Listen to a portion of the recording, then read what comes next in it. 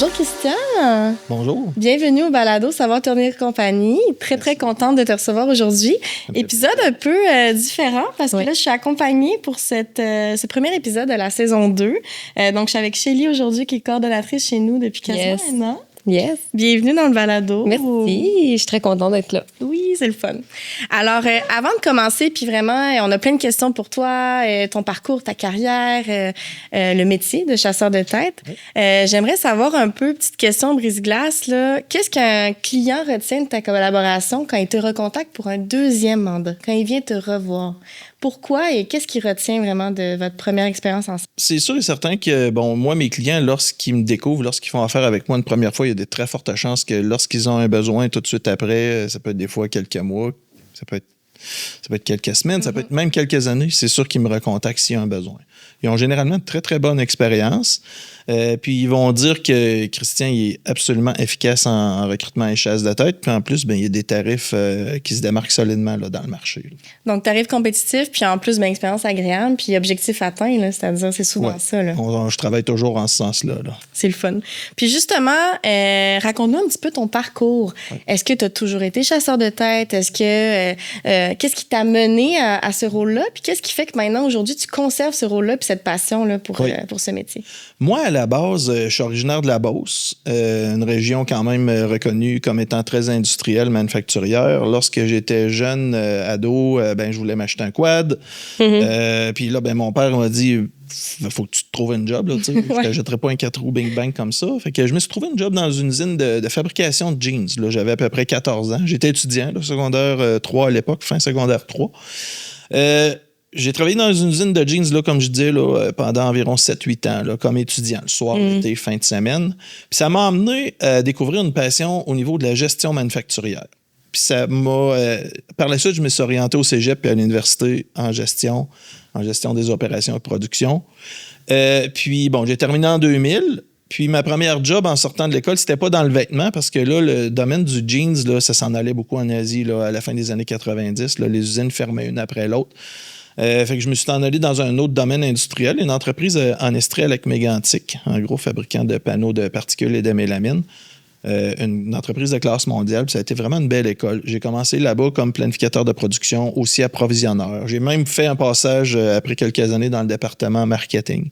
Ça m'a amené à voyager un petit peu partout dans le nord-est de l'Amérique du Nord, à voir un petit peu l'autre aspect de la chaîne d'approvisionnement, c'est-à-dire la clientèle, la distribution et tout ça. Puis à un moment donné, après avoir passé 6 ans là-bas, je me suis ramassé comme consultant au niveau gestion manufacturière chez Développement PME Chaudière-Appalaches. J'ai commencé là en 2006. Là, à ce moment-là, j'étais vraiment comme conseiller au niveau de la gestion de la chaîne d'approvisionnement pour les entreprises manufacturières. C'est-à-dire, des entreprises qui veulent... à l'époque, en 2006-2007, il y avait un gros engouement à se tourner vers l'Asie pour se trouver des fournisseurs, là, la Chine. Donc, ça m'a amené à aller en Chine 2 fois là, dans ces années-là. Wow. Par la suite, moi, j'avais quand même aussi un côté entrepreneur. J'ai parti à un moment donné un cercle d'échange pour professionnels des achats et approvisionnement en 2008. En 2009, j'en ai parti un autre au niveau des professionnels de la gestion du transport et de la logistique. J'ai aussi démarré des regroupements d'achats d'acier inoxydable et acier ordinaire aussi en 2010-2011. Fait que j'ai roulé là-dedans pendant plusieurs années. Puis à un moment donné, à cette époque-là, en 2009, j'ai fait la découverte de LinkedIn. À ce moment-là, moi, j'étais peut-être sur Facebook depuis 2 ans. Là, les médias sociaux, ça commençait. J'ai découvert LinkedIn en 2009, puis j'ai trouvé ça assez intriguant. Il m'a pogné une bulle au cerveau sans savoir pourquoi. Je me suis dit, hey, moi, là, je vais me monter un énorme réseau. Fait que je vais me connecter avec plein de monde dans ma région, la région de Québec et tout ça, la Beauce. Puis, parce que moi, où est-ce que j'étais à ce moment-là comme consultant? Bien, si je voulais garder ma job, il fallait que j'amène annuellement tant de niveaux de revenus. Tu sais, c'était une condition, là. Tu sais, si on voulait rester là, il fallait ramener un certain niveau de revenus. Puis moi, le téléphone ne sonnait pas énormément au niveau de mon expertise. Donc, je me suis dit, en utilisant LinkedIn pour me connecter avec plein de gens, puis en m'en servant pour rayonner puis faire connaître mes services, faire connaître mes cercles d'échange, mes regroupements d'achat, ça va être bénéfique. Donc, c'est ça. Fait qu'en 2009, j'ai commencé à me connecter avec des gens dans le domaine de la gestion manufacturière, là, dans les grandes régions de Chaudière-Appalaches, Québec. avec des gens dans les achats, la gestion des opérations, production, logistique et tout ça, avec des dirigeants d'entreprise, avec des gens en ressources humaines et ainsi de suite. À un moment donné, j'avais 500 contacts. À un moment donné, j'avais 1000 contacts. Puis je me rappelle à l'époque, peut-être autour de 2010, il y a de mes collègues à l'époque qui m'agaçaient, me disaient, ça te donne quoi d'avoir 1000 contacts? Tu dois pas tous les connaître pour vrai, les 1000, parce que c'était beaucoup, là, 1000 à l'époque. Ben oui. Aujourd'hui, j'ai rendu à 41 000 abonnés, là, mais à l'époque, là, 1000, là, c'était beaucoup. Puis, je dis non, sur les 1000, j'en connais peut-être pour vrai 400, 500, là, mais les autres, c'est des gens qui sont dans la gestion manufacturière dans le coin, puis ça peut être intéressant qu'ils sachent que j'existe et tout ça. Fait que là, je continuais vraiment à chaque semaine à me connecter. Puis dans ce temps-là, avec LinkedIn, on pouvait envoyer 700 invitations par semaine, 100 par jour fois 7 jours. Aujourd'hui, c'est plus ça. Là. C'est 100 invitations par semaine maximum. Fait que moi, j'ai monté mon réseau dans le bon temps. OK. Parce qu'il y a eu des restrictions à partir de 2020. Là. Oui, okay. oui, même si on a un compte payant, là, parce qu'il y a différents niveaux de compte LinkedIn. Là, moi, j'ai un premium là, qui coûte à peu près 900 ou 1000 $ par année. Mais on ne peut pas envoyer plus d'invitations, même si on a des comptes payants. C'est 100 par semaine. OK. Moi, je pouvais en envoyer 700 par semaine à l'époque. Ça fait une différence. À un moment donné, en 2011, j'étais rendu peut-être à 2500 contacts. Il y a une entreprise qui me contacte. Une entreprise de la région, de la Rive-Sud de Québec.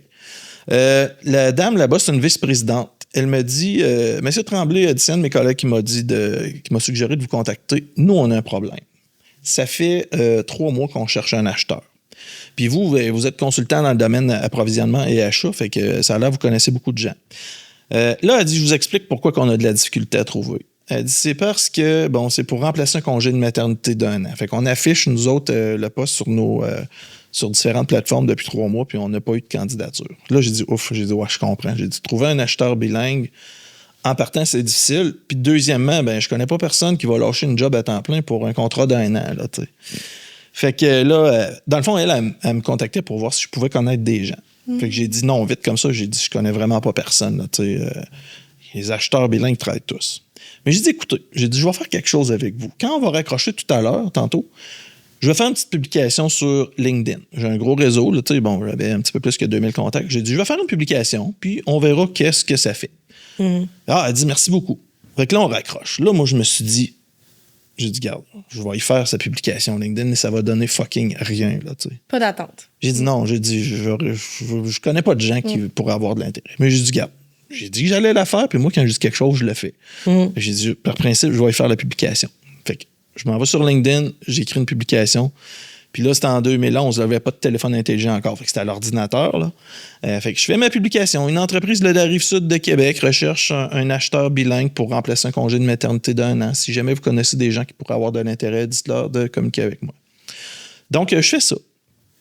Peut-être 30-45 minutes plus tard, mon téléphone sonne. C'est un monsieur qui dit « Hey, bonjour Christian », il dit c'est Alain, Alain XY.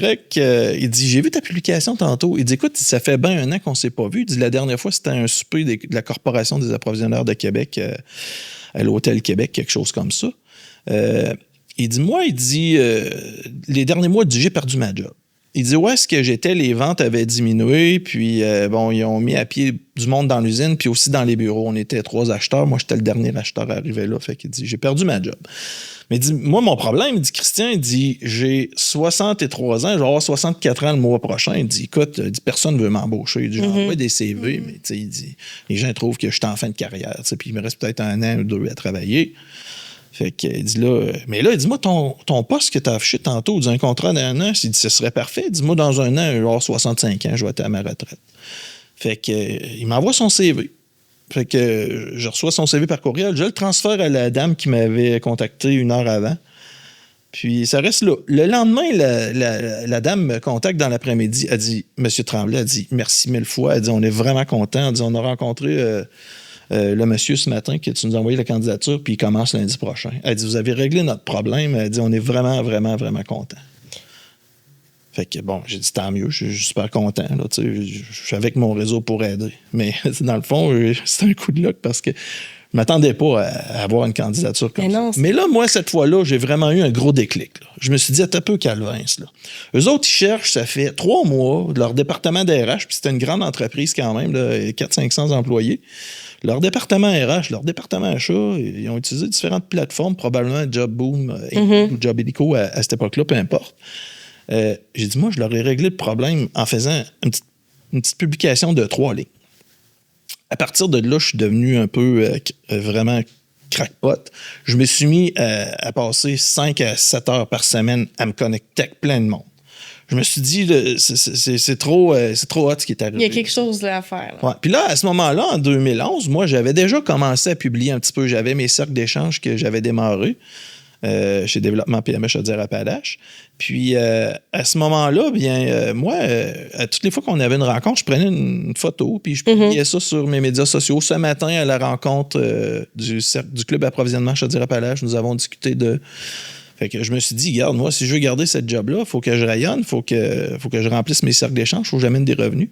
Fait que je misais beaucoup là-dessus. Puis là, c'est ça. Là, à partir de cet événement-là, en 2011, je me suis dit, t'as peu, là... moi, là, je viens d'aider une entreprise à combler un poste. Mais moi, à ce moment-là, je n'avais pas en tête de devenir chasseur de tête. Moi, cette entreprise-là que je venais de combler un poste, 1 mois et demi après, je les ai contactés. J'ai dit, hey, moi, là, j'anime un cercle d'échange pour les professionnels des achats. Ça coûte 1 500 $ s'inscrire. Là. Ça ne vous tenterait pas d'inscrire des gens de votre département des approvisionnements? Ils ont dit, hey, ben oui, M. Tremblay, ça va nous faire plaisir. Là, l'entreprise m'a demandé si c'était inscrite aussi à mon cercle d'échange en logistique. Donc, j'amenais un niveau de revenu très intéressant. Mais il y a un autre phénomène. Dans les semaines qui ont suivi, il y a d'autres entreprises de la région qui avaient vu ma publication. Puis là, ça s'est mis à me contacter. Hey Christian, j'ai vu il y a quelques semaines, tu as publié une entreprise de la Rive-Sud de Québec qui recherchait un acheteur. Écoute, nous autres aussi, on a un poste à combler. On a de la misère à trouver. Ça fait 1 mois et demi qu'on cherche. On est dans un petit village non loin de Saint-Joseph-de-Beauce. Nous, on cherche un technicien en logistique. Puis on trouve pas. Peux-tu me faire une publication comme ça? Fait que j'ai commencé vraiment comme ça, puis je chargeais rien, là, mais j'inscrivais. Je recontactais les entreprises par après, puis j'ai fait inscrire à mes cercles d'échange, puis j'amenais des gros niveaux de revenus. Mais là, c'est ça. Donc, de fil en aiguille, j'avais de la demande comme ça. À un moment donné, quand j'ai su combien les chasseurs de tête chargeaient pour combler des postes, je me suis dit, t'as peu, je vais charger un petit montant, là. Je vais charger quelque chose, je vais emmener des revenus, parce que moi, j'ai toujours en tête que si je veux garder ma job, il faut que j'amène tant de niveaux de revenus par année. Donc, j'ai commencé petit à petit comme ça, puis là, je prenais encore énormément de temps chaque semaine à monter mon réseau. À un moment donné, j'avais 3 000, 5 000, 10 000 contacts. Puis là, j'avais commencé à charger des petits montants. Puis là, on est rendu peut-être en 2012-13. L'autre phénomène qui arrive en même temps, c'est que les baby boomers commencent à prendre leur retraite. La pénurie de main-d'œuvre, on n'en entendait pas parler en 2010-11. Mais 2013-14, là, on commençait à en entendre parler. Là, j'avais de plus en plus de demandes. En 2015, mon patron à l'époque, chez DPME, Chaudière-Appalaches, il me dit, Christian, il dit, dans tous les conseillers ici, là, c'est toi de loin qui amène le plus de revenus. Bravo, on est content. Donc, je me servais de ça pour négocier mes conditions salariales, évidemment. Autour de 2019, là, j'étais rendu peut-être à 18 000, 20 000 contacts. Puis là, j'avais de plus en plus de demandes. Encore là, les bébés boomers prenaient de plus en plus leur retraite. Là, il y avait de la demande dans la chasse de tête. En 2009, je suis allé voir mon patron là-bas. J'ai dit, Daniel, tu m'autoriserais-tu à me partir une business en parallèle parce que j'ai de la demande partout. Je commence à avoir de la demande un petit peu partout au Québec pour faire de la chasse de tête parce que, tu sais, je m'en viens renommer. Moi, j'aimerais ça garder ma job ici, mais j'aimerais ça pouvoir avoir ma business en parallèle. Fait qu'à l'époque, Daniel, mon patron, il dit, écoute, Christian, il dit... J'ai aucun problème avec ça. Disons, autant que tu continues à bien satisfaire tes clients puis à apporter ton niveau de revenu, il dit, il n'y a pas de problème. Puis disons, autant que les mandats que tu fasses à ton compte, ce soit à l'extérieur de Chaudière-Appalaches. Fait que j'ai commencé à faire des mandats à mon compte autour de 2019-20. Puis à un moment donné, bien, c'est ça, de fil en aiguille, mes clients satisfaits, ils parlaient de moi à leur réseau. Puis à un moment donné, j'ai fait un mandat pour quelqu'un qui était à l'école d'entrepreneurship de Beauce, qui avait une entreprise à Montérégie. Il a tellement été impressionné parce qu'il y avait un poste à combler, ça faisait 3 mois. Moi, je l'avais contacté une première fois par courriel. J'ai dit, je vois que vous avez un poste d'acheteur. J'ai dit, moi, je pourrais vous régler ça rapidement. Puis en plus, j'ai des tarifs vraiment avantageux. Je lui donne toute l'info.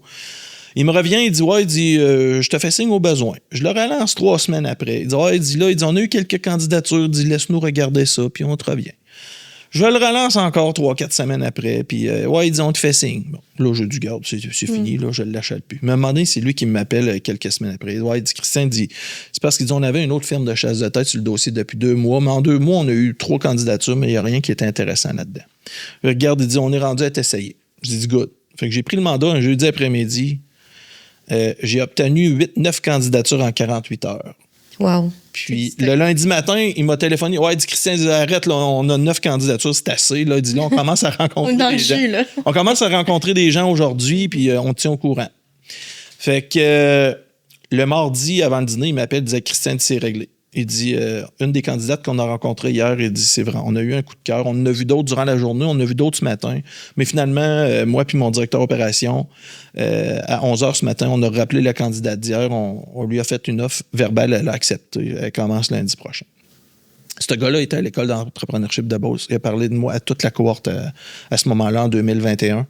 Fait que je me suis ramassé dans les semaines suivantes avec plein de mandats d'un peu partout au Québec, dans plein de domaines. Puis de fil en aiguille, ben, ces gens-là m'ont redonné d'autres mandats. Ils ont parlé de moi. Puis aujourd'hui, ben, c'est ça, je touche du bois, mais je suis rendu renommé un peu partout en province, là, dans différentes régions. Puis mes clients disent tous que je suis imbattable en termes d'efficacité. Félicitations, c'est un très beau parcours. Là. Puis c'est comme vraiment un mélange d'efforts puis d'opportunités en même temps. Oui, vraiment, moi, je suis quelqu'un de très opportuniste. C'est ça. Là, il y avait la porte était ouverte, mais c'est comme on l'a ouvert puis on a mis l'effort de, puis ça a créé des belles... Oui, puis tu sais, la plupart des chasseurs de tête, ils fonctionnent au pourcentage du salaire. Moi, j'ai jamais voulu embarquer là-dedans. Oui, c'est vrai, ça a toujours été... Fait que moi, mes tarifs, c'est un frais fixe, un montant initial au départ, puis un montant plus élevé s'il y a une embauche. C'est beaucoup moins cher.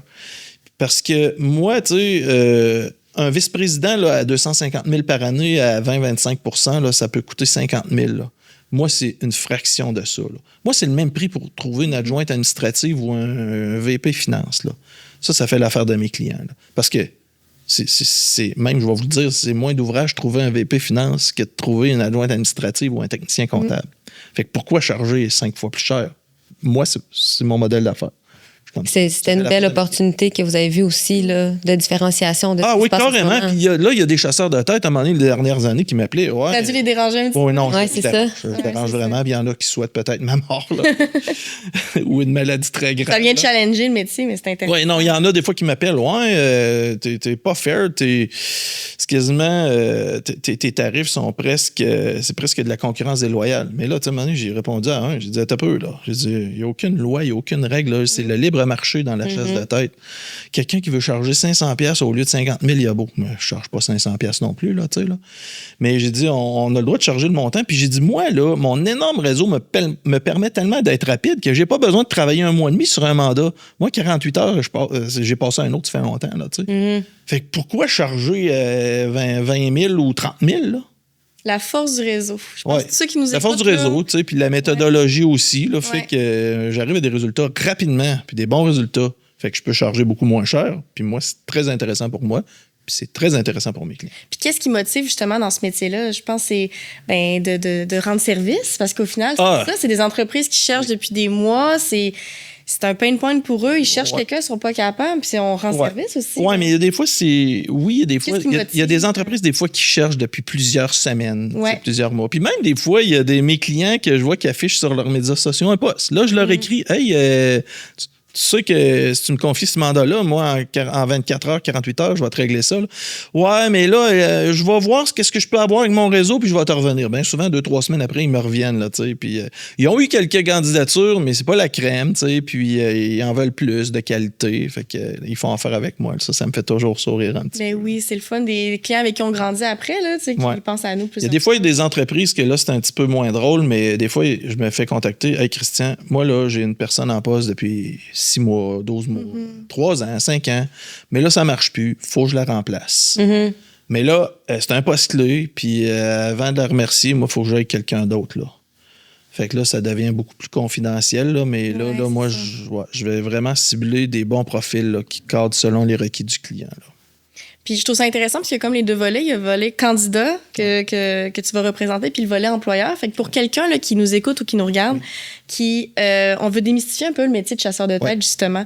C'est quoi le rôle concrètement? Parce que là, on comprend que tu vas chercher ton réseau, mais il faut avoir le flair. Moi, ce qui m'a aidé, là, c'est comment ça fonctionne? Comme, tu sais, j'ai expliqué un petit peu mon parcours initialement. Là, j'ai travaillé dans des grosses entreprises de classe mondiale. Puis, ma première expérience en sortant de l'université en 2000, on était 325 employés où est-ce que je travaillais. Moi, j'avais un poste quand même assez clé à l'époque. J'avais affaire à plusieurs départements de l'entreprise. Autant je jasais avec les gens de la comptabilité, la qualité, la production, la logistique, le transport, les approvisionnements, la maintenance. À un moment donné, tu vois ces gens-là aller puis tu comprends un peu qu'est-ce qu'ils font comme travail. Là, lorsqu'on comprend différents corps de métier, différentes professions, bien là, ça va beaucoup mieux pour faire de la chasse de tête. Il y a des chasseurs de tête, des fois, ils vont avoir des parcours, ils vont avoir étudié en gestion des ressources humaines, puis ils se ramassent dans des postes de gestion des ressources humaines où est-ce qu'il y a le volet acquisition de talent, ils font un petit peu de chasse de tête. Mais moi, j'ai eu la chance de travailler vraiment dans les opérations puis de voir qu'est-ce que ces gens-là font. Fait que quand une entreprise m'appelle puis qu'elle me dit « Hey, Christian, moi, je recherche un superviseur de production », moi, je sais qu'est-ce que ça fait un superviseur de production. J'ai été planificateur de production. Je parlais avec des superviseurs de production pendant des années. Là. Même dans cette entreprise-là, j'ai fait un petit passage au département de marketing pendant 2 ans et demi. Je sais qu'est-ce que les représentants faisaient. Je sais qu'est-ce que le VP marketing faisait, le directeur des ventes faisait aussi. Ouais. Fait que ça m'aide à bien comprendre aussi. Quand une entreprise m'appelle et dit « Hey, Christian, moi, je recherche tel type de poste », je suis capable de visualiser. Puis, je suis capable de leur dire « Hey, non, ce que tu as besoin, là, c'est pas un acheteur stratégique. Ce que tu as besoin, toi, c'est un chef des achats. Parce qu'il va superviser quelques personnes. Là. Je suis capable de conseiller aussi. C'est ça, il y a le rôle conseil aussi, parce que des fois, on pense qu'on a besoin de tel type de personne parce que le poste a été créé il y a des années, puis voici les tâches. Mais... Puis l'appellation du poste est importante des fois aussi parce que c'est du marketing. Il faut que tu cibles les bonnes personnes. Moi, après ça, quand j'affiche ça sur mes médias sociaux, avoir le bon titre qui est le plus représentatif possible, ça aide à cibler tout de suite des bonnes personnes. C'est vrai. Puis parlant de ça, est-ce que parfois ça arrive aux entreprises d'avoir des attentes qui sont irréalistes face à des postes? Oui, quand même. Là. Puis comment est-ce qu'on fait pour diriger ça un peu? OK, ça, c'est beaucoup les conditions salariales des fois. Ça peut être les conditions d'ensemble aussi, le télétravail. Tu sais, quand j'ai des entreprises qui me contactent et qui disent hey, « Christian, moi, je recherche un contrôleur des finances. Contrôleur des finances, des fois, ces gens-là ont un profil CPA, là, des comptables professionnels. Là. Ça, là, les CPA, là, il n'y a pas de chercheur d'emploi là-dedans. Là. Il n'y a pas aucun CPA qui est à la recherche d'emploi aujourd'hui. Là. C'est très, très rare. Là. Puis, ces gens-là, ça ne change pas de job sur des coups de tête. C'est des gens conservateurs. C'est un petit peu comme les ingénieurs.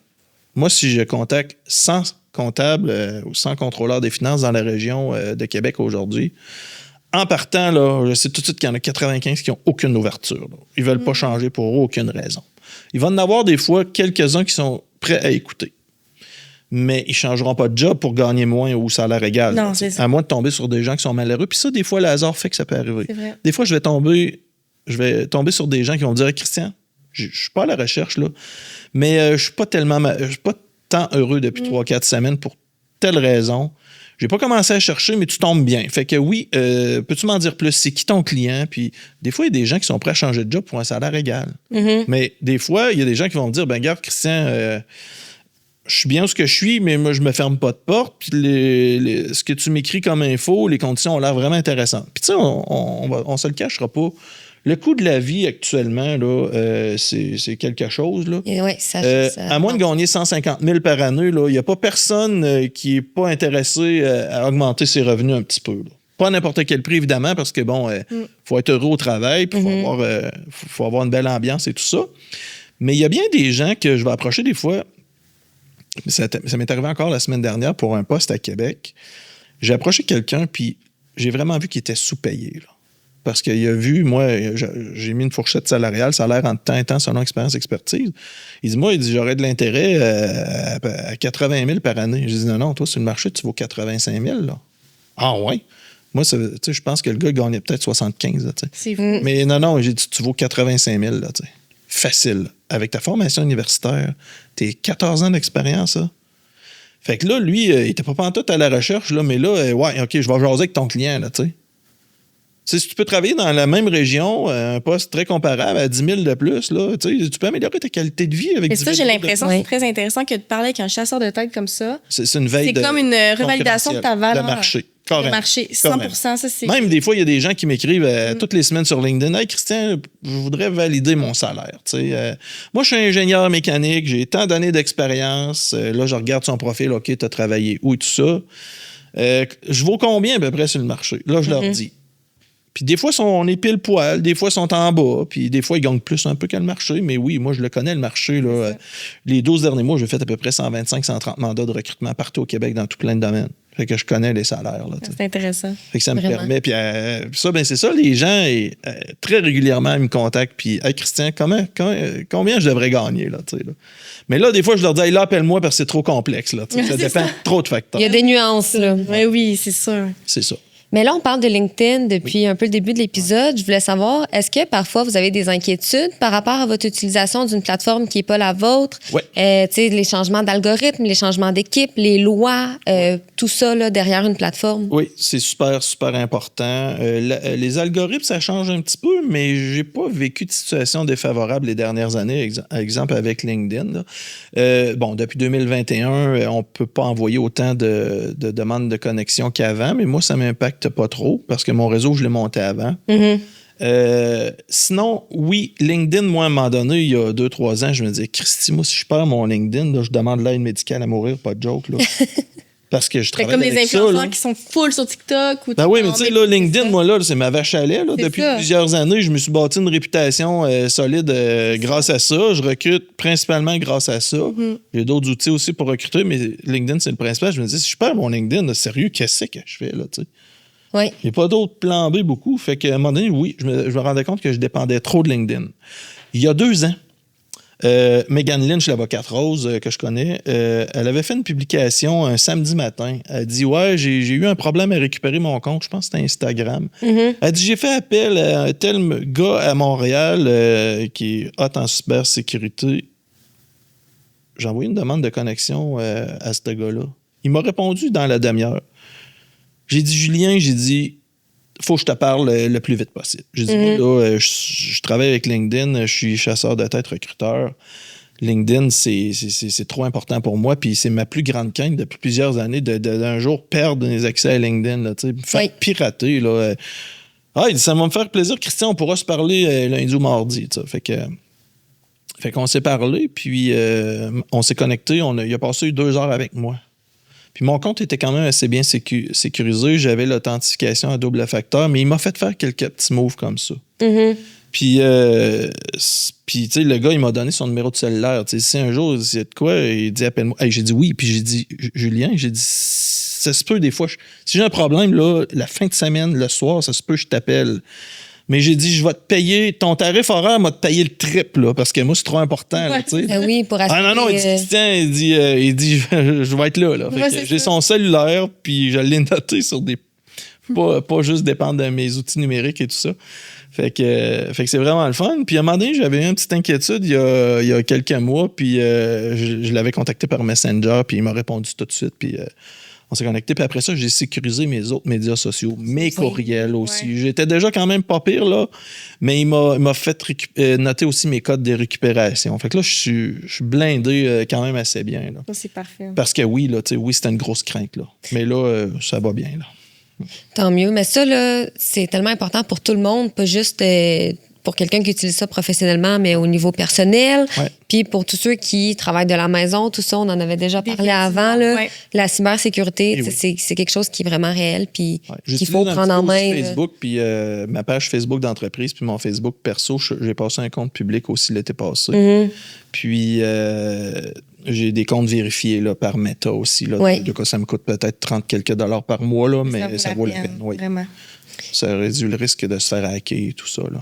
C'est ça. C'est vraiment important. Mais là, je vais revenir en arrière un peu. Tantôt, on parlait de les attentes un peu irréelles ou des entreprises.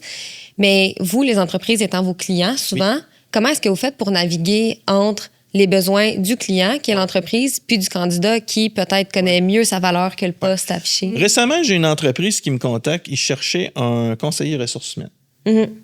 Puis, je jase avec un des conseillers en ressources humaines là-bas. Je pense que je jasais avec le directeur.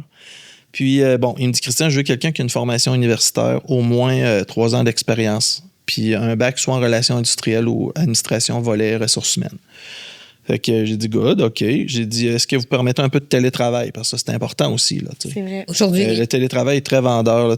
Tantôt, je parlais des postes de contrôleurs, des CPA et tout ça. Là. Ça, c'est super important parce que j'ai des clients, des fois, qui m'appellent. Ils me disent, hey, j'ai besoin de toi pour m'aider à trouver un contrôleur.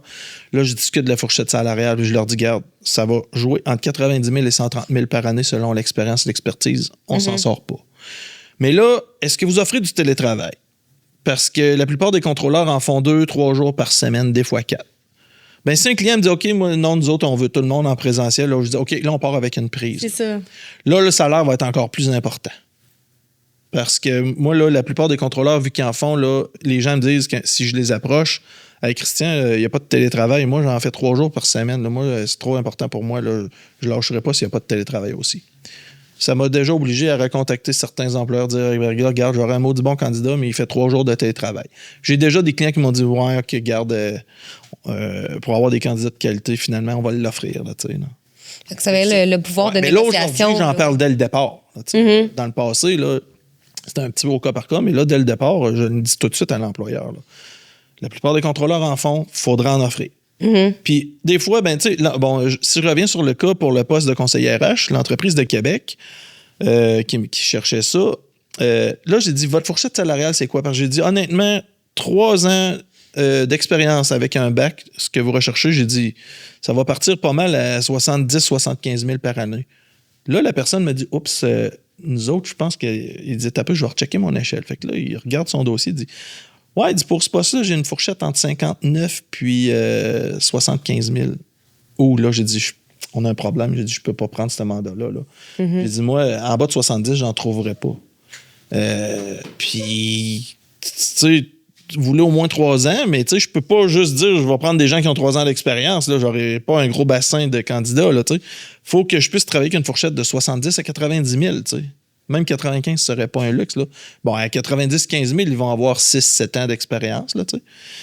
Il dit, garde, il dit, je vais aller m'informer à mon supérieur, je te reviens. Il me rappelle au bout de 20 minutes, il dit, ouais, Christian, il dit, on peut vraiment pas dépasser 75 000. Fait qu'il dit, tu prends-tu le mandat pareil ou bien. J'ai dit, non, j'ai dit, je le prendrai pas. J'ai dit, je le prendrai pas parce que je pourrais pas trouver avec ça. Là. Fait que, fait qu'il dit, c'est correct. Fait que le soir, ça m'a inspiré à faire une publication LinkedIn. Sans nommer l'entreprise, puis le domaine, évidemment. Il y a de cas, là, tu sais. Ouais. Ouais, fait que j'ai publié le cas, puis finalement, le gars, vers 9h15 le soir, il m'a écrit un message en privé sur LinkedIn. Il l'a reconnu. Il a reconnu mon message. Il dit, je ne referai plus jamais affaire avec toi. Là. Il dit, tu n'avais pas d'affaire à publier ça. J'ai dit, t'as peu, là. J'ai dit, il y a juste toi puis moi qui peut savoir c'est qui. Là. Personne ne peut deviner qui est l'entreprise, là, tu sais. Non. Fait que il était pas content, puis bon, je respecte ça. Fait que là, mais moi, ma publication, elle a eu 40-50 000 vues, puis je l'avais publiée aussi sur Facebook. Je pense que j'avais eu 150-200 000 vues. Puis ça m'a amené des nouveaux clients, cette publication-là. Là, ouais, c'est ça, c'est fou. Parce qu'il y a un client, il y a une entreprise qui m'a écrit 2 jours après, il dit, hey, ouais, j'ai vu ta publication dans laquelle tu parlais des salaires pour un conseiller RH. Je trouvais ça intéressant. Il dit, hey, j'aurais besoin de toi. Le gars m'a donné 3 mandats, puis j'ai comblé des postes, il est full content. Puis ça m'a amené aussi d'autres clients, là, tu sais. Fait que oui, bon, j'ai fait fâcher quelqu'un un petit peu, là. Mais, tu sais, c'est ça. Mais le rôle conseil a été appliqué, là.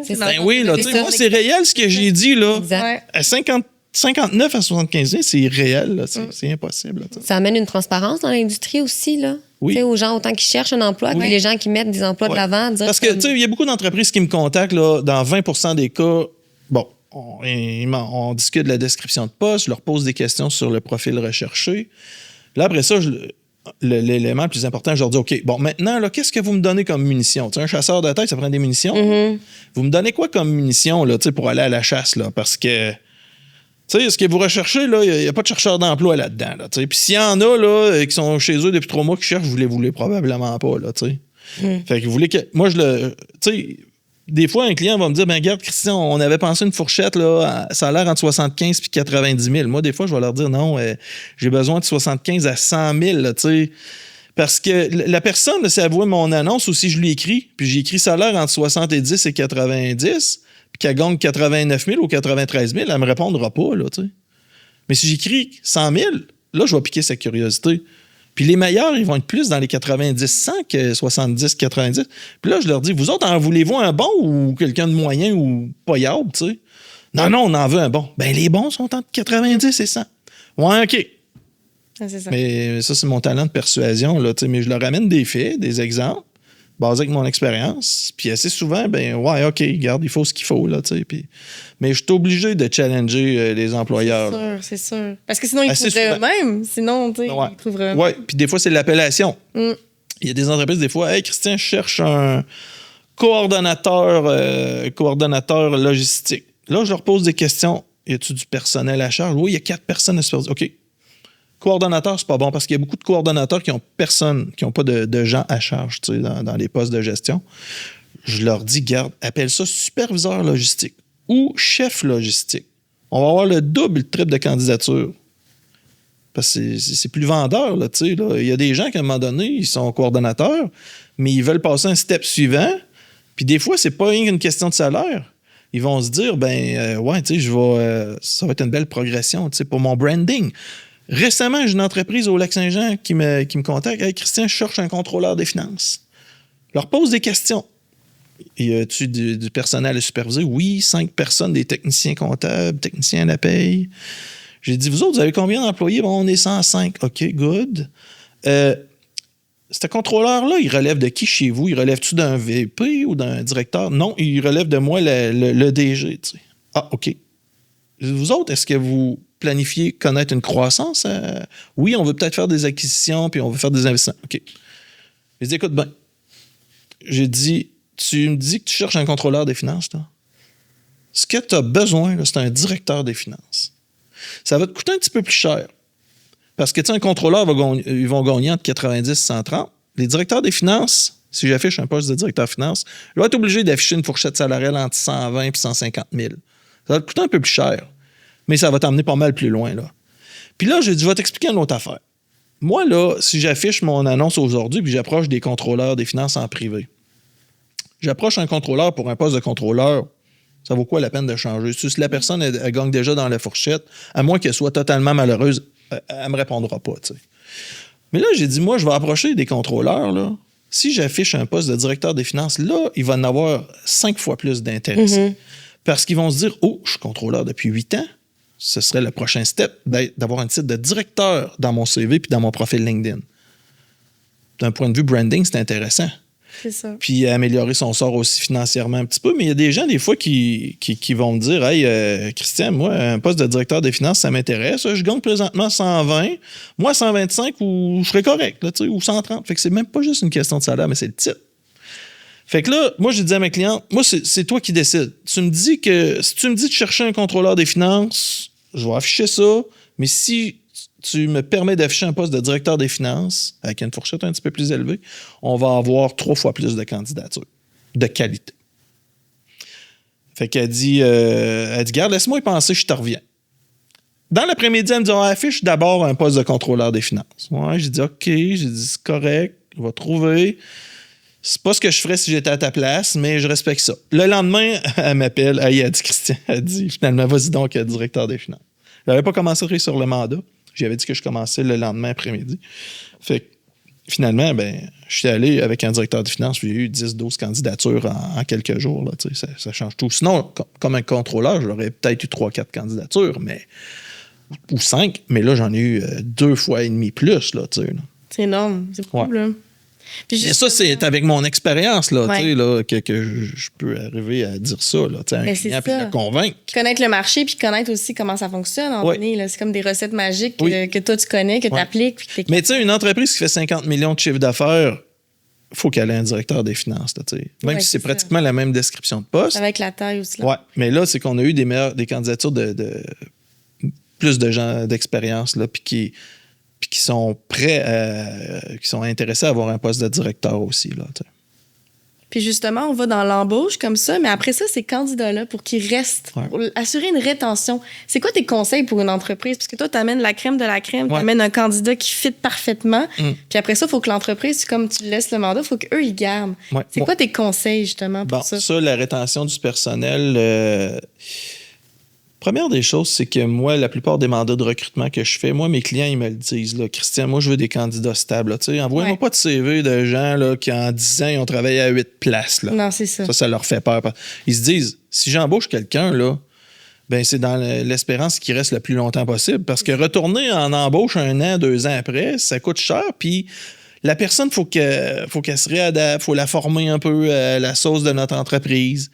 Fait que, tu sais, bon, OK, on n'est plus dans les années 80 où que les gens ils passaient 20, 30 ans à la même place ou même 40 ans. Là. On n'est plus là, tu sais. La durée moyenne des gens pour les postes de bureau de gestion, c'est 3 ans et demi à peu près de nos jours, là, tu sais, dans une entreprise. Fait que, c'est ça, on peut pas espérer toujours garder les gens 10 ans. Mais il reste que les entreprises... qui vont s'assurer de garder les gens le plus longtemps possible et avoir la meilleure rétention possible, bien évidemment, ils vont offrir des bonnes conditions. Oui. Mais ça, moi, les mandats que je fais, déjà là, on clarifie ça, moi, avec les candidats. Là. Quand je soumets une candidature, ben, la personne, elle me le dit, garde, moi, ça me prend tant au moins pour considérer de changer. Puis moi, ça, là, je donne l'info au client, puis je leur dis, garde, lui, il est intéressé, mais à partir de temps. Pas en bas de ça. Sinon, c'est une cause perdue. Puis j'ai déjà des clients, des fois, qui faisaient des offres moindres de ce que je disais, là. Puis là, mon candidat m'appelait, ouais, Christian, je t'avais dit que ça me prenait au moins 95. Ton client m'a fait un offre à 88 000. Là, moi, j'appelle le client, puis je chicane, là. Puis c'est ça. Fait que là, à cette heure, j'ai coach comme il faut là-dessus au début. Là. Moi, si je te dis que la personne est intéressée à partir de temps, tu t'offres pas en bas de ça. Sinon, on ne retravaillera pas ensemble. Là, non, parce qu'on brûle tout le monde. Là, fait que ça, c'est super important. Puis, c'est ça. Fait que, bon, la rétention du personnel, bien, la culture de l'entreprise, c'est super important aussi. Les gestionnaires, je vais leur suggérer de jaser régulièrement avec le professionnel. Là, pas juste à attendre l'évaluation annuelle. Là. Les entreprises qui sont à l'écoute et qui se soucient de leur staff, ben, ils s'en tirent très, très bien. Là, mais c'est un défi, là, ça demeure un défi. Je vois plein d'entreprises là, que sur leur site web là, ou leurs médias sociaux, viens travailler avec nous. On est une équipe extraordinaire. L'humain est au centre de... Mais c'est pas toujours vrai. Il faut que ce soit des gestes concrets. Le dire puis avoir une belle politique, là, c'est une chose, là, mais concrètement, là, puis en pratique, c'est super important. Là. C'est de le vivre. Puis justement, quel conseil tu aurais à donner à des jeunes professionnels ou du monde qui débute ou peut-être qui pour se faire démarquer, pour se démarquer dans le milieu puis vraiment ressortir du lot. Puis ça peut être te contacter aussi. Là, oui. Ben, ça m'arrive souvent de faire des conférences dans les cégeps puis les universités pour parler de chasse de tête, l'importance des médias sociaux, tout ça. Puis... des gens, des fois, tu sais, comme récemment, dans les cégeps, vu que je suis aussi consultant à la base au niveau chaîne d'approvisionnement, ben, j'ai fait souvent des conférences là-dedans, puis je parle aussi de mon travail de chasseur de tête, l'importance du rayonnement, le réseautage, les médias sociaux. Puis, je leur parle aussi un petit peu là, de leur choix de carrière et toutes ces choses-là. Je ne suis pas un conseiller en orientation, mais j'ai du vécu, par contre, là. Puis, moi, ce que je vais toujours dire aux jeunes, c'est essayez de travailler dans quelque chose que vous êtes passionné puis que vous êtes capable de vous démarquer. Ouais. Parce qu'on peut être bon dans un domaine, mais s'il n'y a pas de demande, si ça ne répond pas à un besoin, on n'est pas avancé. Là. Ouais. Fait que si vous êtes capable de vous trouver un domaine qui est fortement en demande puis que vous avez une passion, mais en plus que vous avez un talent qui vous permet de vous démarquer, là, vous allez être sur votre X. Moi, je suis sur mon X au niveau de la chasse de tête. J'adore faire ça. J'adore jaser avec les employeurs. J'adore jaser avec les candidats. J'ai de la demande pour des mandats de recrutement. Mes clients sont hyper contents. J'ai plusieurs témoignages qui en font part sur mon site web, mon LinkedIn et ainsi de suite. Puis moi... Qu'est-ce qui est intéressant aussi, c'est qu'à toutes les semaines, j'ai quelqu'un qui va m'appeler « Hey Christian, j'ai eu ton nom d'un de mes chums qui a une business, tu as comblé des postes, il m'a dit de t'appeler. » Moi, la vente est déjà faite dans ce cas-là. Là. Mes clients me réfèrent. Fait que ça, c'est vraiment intéressant. Je suis sur mon X. Oui. Puis j'arrive à résoudre des problèmes rapidement à un coût vraiment avantageux. Mes clients trippent, puis moi, je trippe. Fait que tout ça fait que, tu sais, j'ai le feu sacré. Fait que moi, ce que je conseille aux jeunes, c'est essayer de vous orienter dans quelque chose que vous êtes capable de vous démarquer, que vous allez être passionné, puis qui va avoir de la demande, puis que vous allez pouvoir faire des revenus intéressants. Il y a quoi de plus le fun que de faire de l'argent, d'être apprécié, d'être bon, puis d'être passionné? Ce qu'on fait. Non, c'est ça. On met tellement de temps dans notre travail par semaine que c'est tellement important d'être sur son X. Puis tant qu'à essayer des choses, puis on est de trouver le juste milieu. Moi, je l'ai trouvé. Puis je pense qu'il y a juste peut-être 5-10% des professionnels qui peuvent y arriver dans leur carrière. Moi, j'ai toujours été passionné depuis que j'ai fini mes études en 2000. Sauf que, bon, les premières années, je pense que je me démarquais, j'étais passionné, mes clients étaient contents, mais je faisais pas d'argent. Là, j'ai gagné ma vie, là, mais là, aujourd'hui, j'en fais là, plus que ce que j'ai besoin. Là, mais c'est pas ça la fin en soi, c'est pas ce que je vise nécessairement. Ça vient, là, mais c'est-tu un coup de luck d'en avoir arrivé là? Ben, OK, il y a des gens qui disent oui, OK, mais tu as travaillé pour, tu as été opportuniste, tu as embarqué sur LinkedIn, tu as mis le paquet, tu t'es monté un gros réseau. Mais tu sais, au début, moi, quand j'ai décidé, quand j'ai embarqué sur LinkedIn en 2009, je savais pas que je deviendrais chasseur de tête. Là, je n'avais pas du tout, c'était pas dans mes plans, pas du tout. Là, moi, je venais pas du domaine de la gestion des ressources humaines puis de la dotation du personnel. Mais c'est qu'avec mon gros réseau, je suis devenu chasseur de tête de façon naturelle avec cette entreprise-là qui m'avait contacté en 2011, qui cherchait depuis 3 mois. Tu as écouté ton instinct? Tu as senti quelque chose, une opportunité, puis tu l'as suivi. Ça, je pense que c'est à retenir aussi, là, d'avoir le courage d'essayer des affaires puis de s'écouter. Là, moi, je suis très opportuniste, hein, puis sous un autre ordre d'idée, je suis aussi un chasseur de tête, mais je suis un chasseur de gibier aussi dans la vie. Puis, il y a 2 ans, il y a quelqu'un dans le domaine de la chasse qui est très connu au Québec qui s'appelle Réal Langlois, l'homme panache. Là, puis, il y a un record de panache qui est établi en 2008 à l'Arc. Puis, c'est un guide de chasse renommé au Québec puis partout dans le monde. Puis, à un moment donné, il y a 2 ans, il s'est mis à faire des expéditions au Yukon puis faire des lives. J'étais le premier à faire ça. Puis je trouvais ça hot. Puis je suivais ça pendant 3-4 semaines avec mon iPad en coin de ça. À un moment donné, moi, l'automne passé, après son deuxième expédition qui faisait des lives, moi, j'ai écrit. Salut Réal, tu me connais pas. J'ai dit, moi, je suis chasseur de tête. Là. J'ai expliqué qu'est-ce que ça faisait. J'ai dit, moi, je te suis au Yukon depuis 2 ans, c'est fantastique. Puis je te connais depuis 15 ans de nom aussi. Là. J'ai dit, moi, là, j'aimerais ça être commanditaire l'an prochain à ton expédition au Yukon. Tu sais, chasseur de tête, chasseur d'orignal. J'ai dit, moi, mes clients disent, j'ai déjà un de mes clients qui m'a dit que j'étais l'équivalent de l'homme panache, mais au niveau de la chasse de tête. Fait que j'ai dit, j'aimerais ça te proposer un partenariat. Fait qu'il m'appelle, puis on se parle. On se reparle en janvier, on se reparle en février-mars. Puis finalement, je suis rendu dans ses commanditaires majeurs pour son expédition cet automne. Je suis allé chez lui il y a à peu près 2 semaines pour une formation privée. Puis on a fait une vidéo, j'ai mis ça sur mes médias sociaux. Tu sais. Fait que c'est ça, tu sais, je suis un opportuniste. Là. Puis lui, il est super content. Puis il a 110 000 abonnés sur Facebook, ça me donne de la visibilité. Puis moi, en même temps, j'aime qu'est-ce qu'il fait. Puis je vais financer une partie de son expédition de cet automne. C'est le fun, mais c'est ça, faut. Mais moi, il m'aurait pas appelé ce gars-là, il me connaît pas, là, tu sais. Mais moi, là, tu sais, j'ai du front. Toi qui lui as écrit, là, tu sais, ça a fonctionné. J'y ai écrit, puis je me suis dit, au pire, il va dire non. La plupart des gens ne foncent pas parce qu'ils ont peur du rejet, ils ont peur de se faire dire non. Puis je suis beaucoup aux États-Unis de School of Hard Knocks. C'est un jeune qui a 23 ans, James Dumoulin, là, puis il interviewe des millionnaires, des milliardaires sur le succès, puis tout ça, puis... c'est ça qu'il disait, c'est que lui, là, il avait pas peur d'aller interviewer des gens puis de se faire dire non, parce qu'il y a beaucoup de gens qui approchaient au début, ils se faisaient dire non.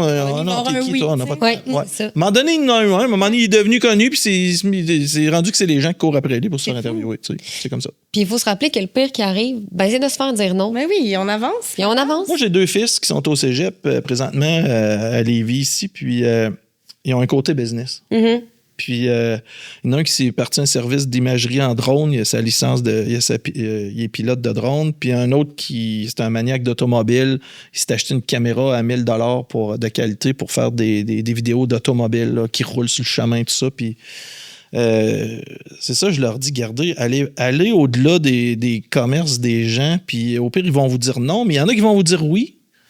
Puis à un moment donné, ça va développer comme ça. Récemment, il y en a un qui voulait aller chez un concessionnaire, puis il est allé offrir ses services. Puis là, le concessionnaire dit, nous autres, on a notre équipe marketing, on n'a pas besoin de toi, merci. Là, mais Mon fils, il dit, hey, dis-moi, je vais vous proposer quelque chose. Je vais faire une vidéo gratuite totalement, mais est-ce que vous m'autoriseriez, est-ce que je publie sur mon Facebook, mais que je tag votre concession, tu sais, puis tout.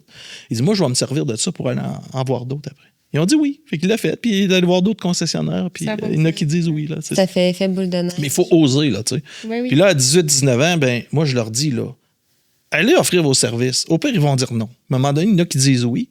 Faites une bonne job, puis ils vont être contents, ils vont vous redemander. Puis là, c'est ça qui est en train de se passer avec eux autres. Puis prenez les témoignages après. Oui. Oui. Ouais. Utiliser ça, c'est pour se bâtir un portfolio, puis après ça, embarquer. Moi, je trouve que c'est une super idée. Oui. Tu commences, puis tu rends service à un, mais après ça, tu te fais recommander, puis ça avance. Exactement. Parlant des jeunes, selon vous, c'est quoi les emplois qui vont être le plus demandés dans les années prochaines? Les opportunités. Avec tout l'IA, là, puis tout ce qui se passe. Là. Ouais. Moi, je vous dirais, là, tu sais, si je regarde là, les 12-24 derniers mois, où est-ce que j'ai de la demande? Puis là, on s'entend, l'économie a un petit ralentissement. On a entendu parler les dernières semaines de fermeture d'entreprises dans le manufacturier. À l'heure actuelle, sur l'île de Montréal, le taux de chômage est autour de 7 %.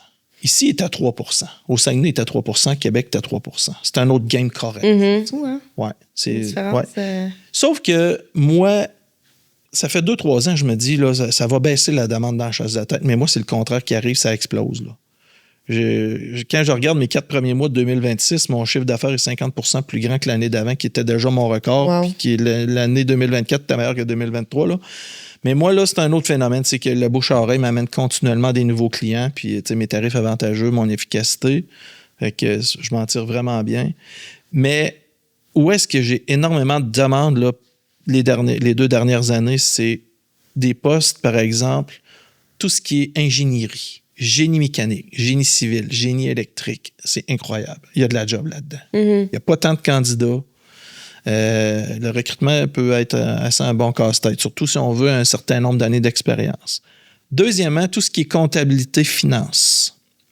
Contrôleur financier, directeur des finances, c'est très en demande. Même des techniciens comptables, des techniciens à la paye, ça demeure difficile à trouver. On pourrait penser que l'intelligence artificielle est tout en train de remplacer ça, mais c'est pas ce que je vois, moi, présentement. Là. Peut-être certaines tâches, mais j'ai énormément de demandes pour des postes comme ça. J'ai aussi beaucoup de demandes, tout ce qui est gestion des opérations dans les entreprises manufacturières ou les entreprises de distribution, tout ce qui est logistique, achat. Ces postes-là, par exemple, ça requiert de l'anglais parce que les entreprises du Québec qui ont des fournisseurs ou des clients, bien souvent, c'est à l'extérieur du Québec. À l'international. Il faut parler l'anglais. Des fois, j'ai des gens qui m'écrivent et ils voient un de mes affichages. Ils vont dire, ouais, par contre, j'ai pas l'anglais. Ouais, là, moi, c'est écrit là, qu'il faut être bilingue. Là. Malheureusement, je peux pas considérer votre candidature. Fait que, tu sais, gestion des opérations, ingénierie, c'est très en demande. Comptabilité finance. Là. Puis même des fois bureautique ou des postes des représentants spécialisés. Des représentants qui ont des connaissances techniques. Des bons passionnés, justement, là aussi, des domaines. Ouais. Oui. Puis des représentants, même des fois, c'est pas toujours très spécialisé, mais les entreprises, ils ont besoin de bons représentants qui sont payés à la commission avec des salaires de base parce que ça amène l'eau au moulin des entreprises, là, les ventes. Là, fait qu'il y a beaucoup de demandes dans ces domaines-là. Il y a d'autres domaines là, que j'ai moins de demandes là, depuis 2 ans. Tu sais, comme marketing, j'ai pas eu beaucoup de demandes. On dirait qu'il y a eu des coupures là-dedans. Tout ce qui est marketing numérique, j'ai pas de demande dans ça. J'ai comme l'impression que les entreprises, lorsqu'elles ont un besoin, ils affichent puis ils ont déjà des candidatures. On s'entend. Une entreprise, quand elle me contacte, là, c'est parce qu'elle ne trouve pas. Là, non, c'est parce ça. que, tu sais, avant de payer, même si je ne charge pas si cher que ça, avant de payer quelques milliers de dollars, ben oui, ils ne peuvent pas faire appel toujours à des chasseurs de tête parce que ça coûterait trop cher. Là, tu sais. Fait qu'ils s'essayent par elles-mêmes, puis à un moment donné, ils vont m'appeler 3 semaines après, ils vont me dire « Ouais, Christian, on a eu quelques candidatures, mais finalement, on avait fait une offre à un gars, puis finalement, ce gars-là, ben, il est allé voir son boss pour dire qu'il s'en allait. Son boss, il disait « Il fait pas le fou, je veux pas te perdre, comment ça arrive souvent, là, dans 30-40 % des cas. Là. Je le vis tous les mois. Des candidats qui reçoivent une offre, mais qui finalement, ils décident de rester chez l'employeur. Fait que des fois, c'est ça. Puis justement, donc là, les gens qui nous écoutent, il peut y avoir des gens en recherche d'emploi qui ont des questions pour toi ou des entreprises qui disent « Oh my God, ça fait des mois que j'essaie de combler ce poste-là. Comment qu'on te contacte? Comment qu'on peut prendre le temps avec toi? Recrutement Christian Tremblay sur Google. Sinon, me contacter via LinkedIn. On va mettre tous les détails dans la description. Oui. C'est très facile de me trouver. Okay. Vous m'avez posé une question tantôt que je n'avais pas fini de répondre, que je juge super importante. Quel conseil que je donnerais peut-être à des jeunes professionnels? la stabilité. Moi, là, comme j'ai mentionné, là, les employeurs, un des critères d'importance, c'est qu'ils veulent des gens qui sont assez stables et qui ne changent pas de job à tous les 6-12 mois. Moi, le meilleur conseil que je vais dire à mes 5 enfants, c'est tu pognes une première job là, en sortant de l'école, à moins d'être totalement malheureux et d'être dans un milieu totalement toxique. Tough. Essaye de faire au moins 2-3 ans, là, idéalement 4.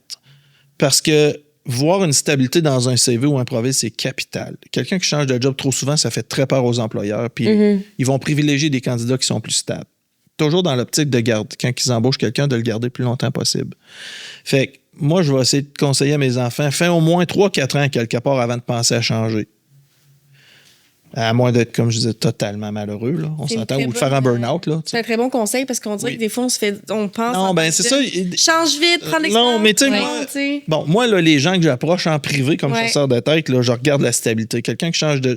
Je vois des fois des gens qui, les 10 dernières années, ils ont travaillé à 8 places. Je leur écris même pas parce que je sais que mes clients, ils vont me dire, voyons, t'es-tu capable de m'avoir envoyé ça, là? Tu conseilles à la personne de dire... Ouais, mais il y a des gens, moi, qui voient mes annonces, qui m'écrivent. Puis là, je regarde le CV. Puis des fois, ben c'est ça. Ouais, en 13 ans, ils ont travaillé à 10 endroits. Là, je leur dis, écoutez, j'ai dit, moi, mon client, là, son critère d'importance, c'est il veut de la stabilité. Vous n'avez pas gardé un emploi plus que 2 ans les 13 dernières années.